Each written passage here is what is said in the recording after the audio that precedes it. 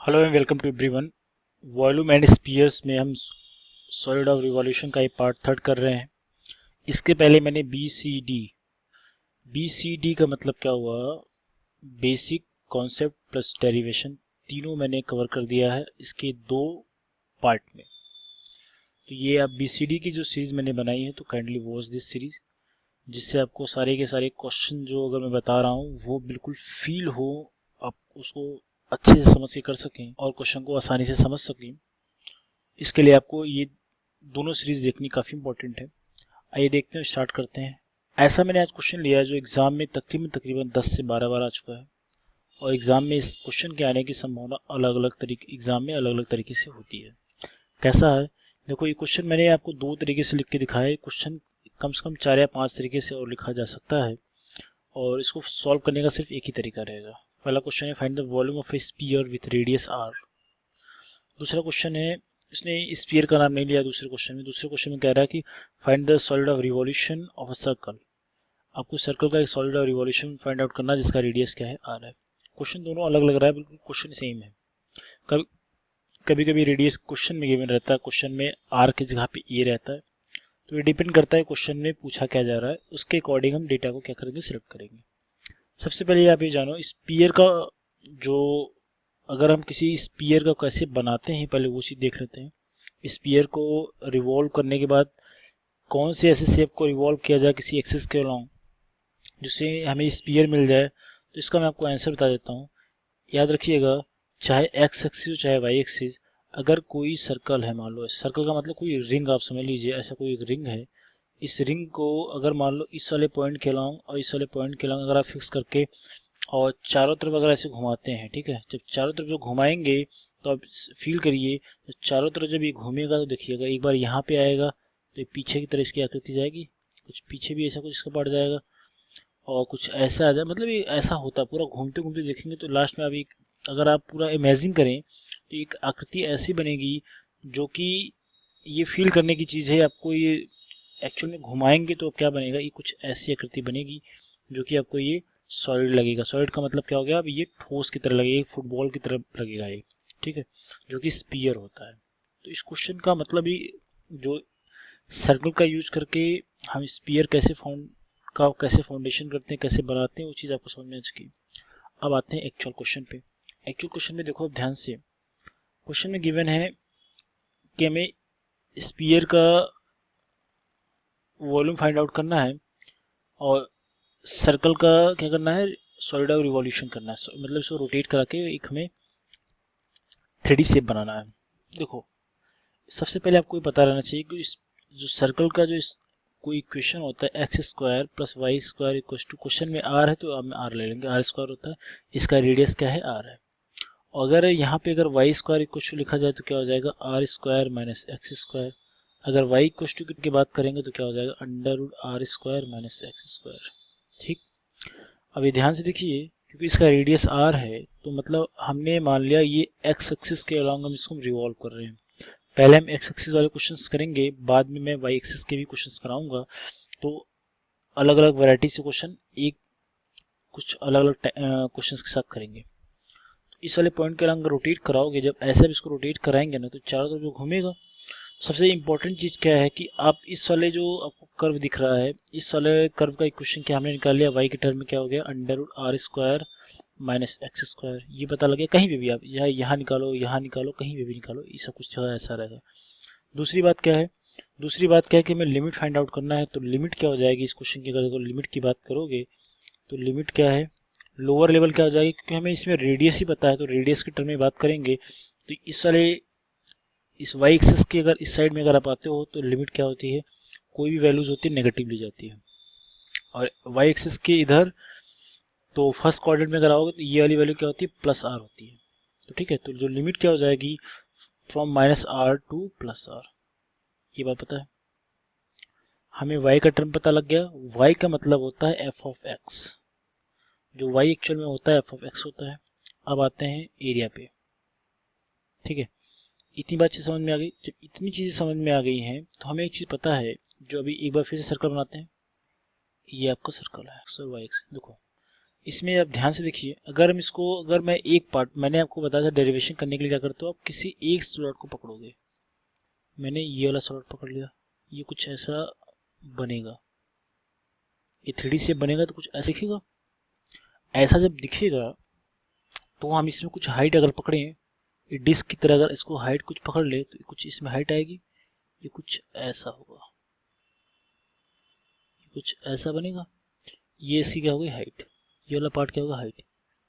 अब मैं इसको थोड़ा सा बाहर बना के दिखा देता हूँ आपको, ये जब एक्चुअल में बनेगा, ये एक्चुअल में इसकी जो शेप रहेगी ये कुछ ऐसा रहेगा जब इसको बाहर निकाला जाए, क्योंकि देखो इसमें कई स्लॉट बनेंगे, ऐसा करके आप देखो कई स्लॉट से पूरा ये स्पीयर बना रहेगा। देखो कहीं पे भी, हर एक जगह पे कहीं पे भी काट के अगर देखोगे तो आपको ऐसे स्लॉट दिखेंगे कहीं पे भी, ठीक है।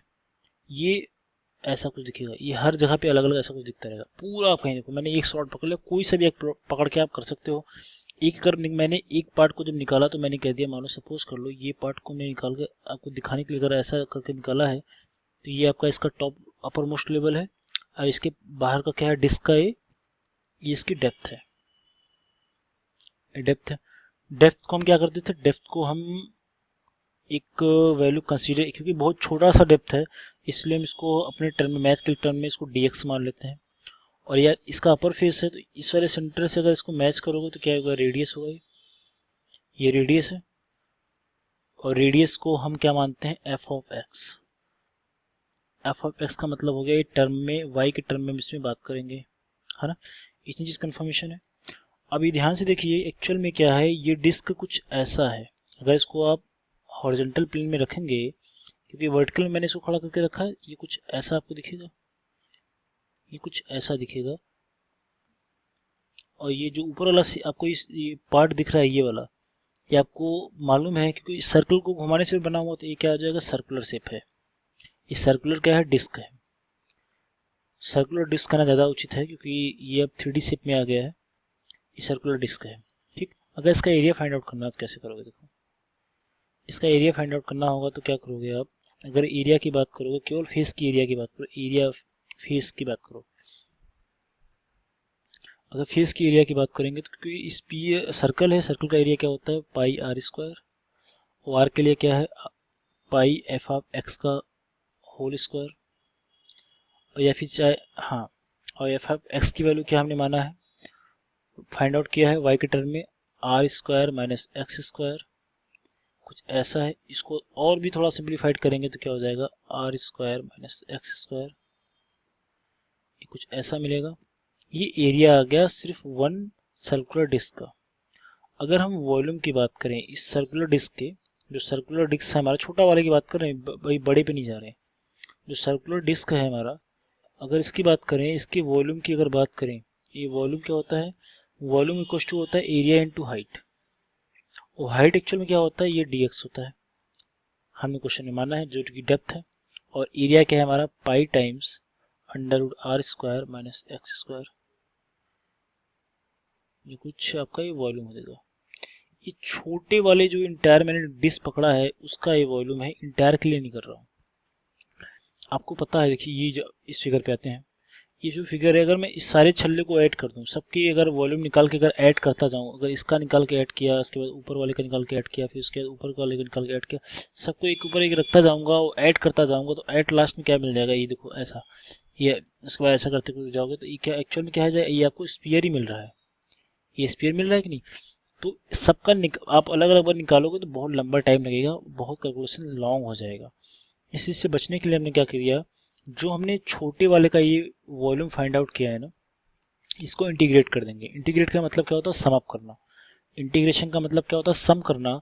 अगर इसको मैं इंटीग्रेट करूं तो इंटीग्रेट के करने के लिए मैं क्या करूंगा, pi pi times r square minus x square और dx, इतनी चीज़ें तो मैंने फाइंड आउट की थी। अब सबसे इंपॉर्टेंट चीज़ क्या है, जब किसी चीज़ का इंटीग्रेशन करते हैं तो 2 पॉइंट्स के लॉन्ग इंटीग्रेशन करना पड़ता है। हमने लिमिट पहले बता दी थी आपको, -r2 + r में रहेगी, क्योंकि 2 पॉइंट के लॉन्ग ही रोटेशन करा रहे हो आप, ठीक। अब इसका इंटीग्रेशन करोगे तो आपको इंटायर वॉल्यूम, मतलब पूरे का वॉल्यूम मिल जाएगा, जो कि स्फीयर का है, इंटायर वॉल्यूम है, ठीक है। अब इंटायर वॉल्यूम जो फाइंड आउट करेंगे तो क्या हो जाएगा, इसको सॉल्व करेंगे तो पाई कांस्टेंट है तो कॉमन बाहर निकाल लो, आर एक्स के रिस्पेक्ट में इंटीग्रेशन कर रहे हो तो फटाफट इंटीग्रेशन कर लो, क्वेश्चन आप तो कर लोगे, अब क्वेश्चन में कुछ बचा नहीं है। एक्स क्यूब ओवर 3 ये minus r to plus r, solve करिए, पाई कॉमन ही तो पाई रख लो, आर रखोगे प्लस आर तो क्या हो जाएगा, डायरेक्टली मैं करता हूँ आर क्यूब माइनस क्या हो जाएगा, एक्स पे आर रखोगे क्या हो जाएगा आर क्यूब ओवर 3 माइनस, और यहाँ पे r square into minus r करोगे तो माइनस आर क्यूब हो जाएगा, और माइनस और एक्स जहाँ पे माइनस आर रखोगे तो मैं रख ही देता हूँ माइनस आर क्यूब हो जाएगा ओवर 3। एक लाइन बढ़ी जा रहा है बाद में कितना बचाने के बाद भी, पाई यहाँ सॉल्व करोगे क्या हो जाएगा 2r क्यूब ओवर 3 हो जाएगा, एलसीएम वगैरह लोगे तो माइनस कॉमन ले लोगे तो क्या हो जाएगा, माइनस कॉमन ले लोगे तो ये प्लस हो जाएगा, इस माइनस कॉमन की वजह से ये वाली वैल्यू प्लस, ये वाली वैल्यू प्लस, लेकिन माइनस की वजह से यहाँ पे माइनस हो जाएगा, तो क्या बचेगा r cube minus r cube over 3, actual में क्या बचेगा pi 2r cube over 3 plus 2r cube over 3, ये तो बच रहा है। इसको सॉल्व करोगे ये चीज़ दोनों सेम है तो दोनों की वैल्यू सेम आनी चाहिए। अब इसको जब सॉल्व करोगे क्या हो जाएगा पाई 4/3 आर क्यूब, यही तो आएगा।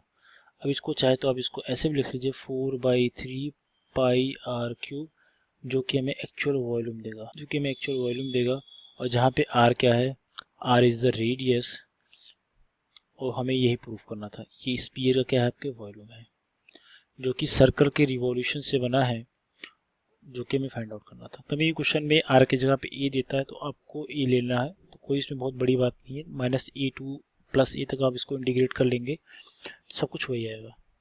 तो आई थिंक इस क्वेश्चन से काफ़ी हद तक आपको चीज़ें बहुत सिंप्लीफाइड लगी होंगी, और ये टॉपिक है कठिन नहीं, ये टॉपिक अगर आप समझ लेते हैं तो क्वेश्चन का टॉपिक जो है बहुत आसान है, मगर ये बिना फंडामेंटल समझे आप क्वेश्चन को नहीं कर सकते हैं, क्योंकि रिवॉल्यूशन के बाद आपको इमेजिनेशन करना आना चाहिए, विदाउट इमेजिनेशन ये क्वेश्चन पॉसिबल नहीं हो सकता। आप क्वेश्चन सिर्फ याद करके कर सकते हैं, क्वेश्चन आप समझ के कभी नहीं कर पाएंगे। सो सी यू इन नेक्स्ट वीडियो, एक अगले क्वेश्चन के साथ मिलते हैं। अभी मैं एक्स एक्सिस के अलॉन्ग जो रिवॉल्यूशन करा रहा हूँ, अब आगे के क्वेश्चंस में हम वाई एक्सिस के अलॉन्ग चीज़ों को रोटेट कराएंगे और क्वेश्चन को सॉल्व करेंगे, ठीक है। तो नेक्स्ट वीडियो के साथ मिलते हैं, तब तक के लिए thank you so much for watching this, thank you.